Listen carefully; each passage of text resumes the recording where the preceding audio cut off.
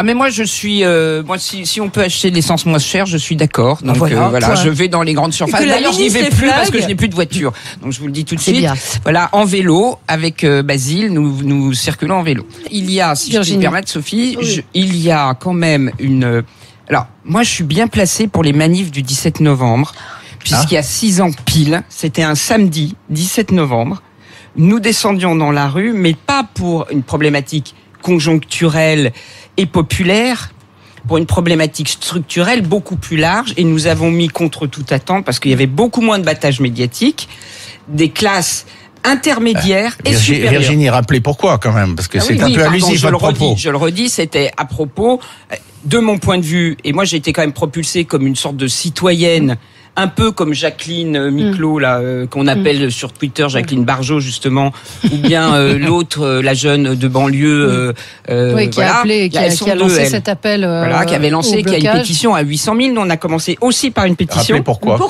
Mais je rappelle, c'était le projet de loi Taubira, pour lequel nous manifestions, en tout cas moi, et j'avais eu l'accord de l'Église, qui disait qu'on allait ouvrir un mariage aux personnes de même sexe avec adoption plénière, attention, donc changement de la structuration sexuelle. Virginie, ce qui m'intéresserait, c'est de savoir, est-ce que vous avez le sentiment, on n'est pas à la même époque absolument, et puis les thématiques sont différentes, qu'il y a quelque chose de ce que vous avez vécu. Oui, c'est ce que je vous dis. Est-ce qu'il y a quelque chose de ce que vous avez vécu qui se passe aujourd'hui? Virginie, on sort des personnalités citoyennes. Moi, je suis sorti vraiment pour ça.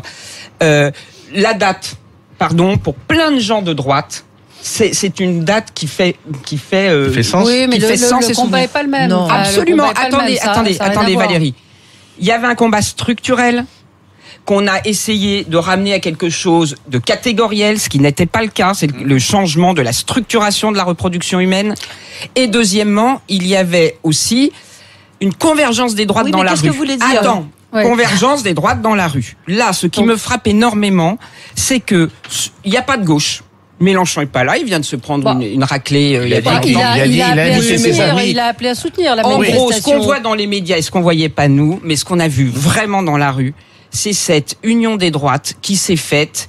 À l'époque, déjà, on essayait... la droite, elle n'est pas très présente sur ce coup-là. Ah bah alors, pardon, le Rassemblement National, Nicolas Dupont-Aignan... Qui n'a pas appelé à manifester. Marine Le Pen a dit qu'elle n'y serait pas... Marine n'y est pas, mais ils ont appelé à manifester. Nicolas Dupont-Aignan, plus d'1 million de tracts. Et la France Insoumise aussi. Ouais. Moi, j'entends pas Mélenchon. C'est les droits hors les murs. De votre point de vue. C'était les mêmes.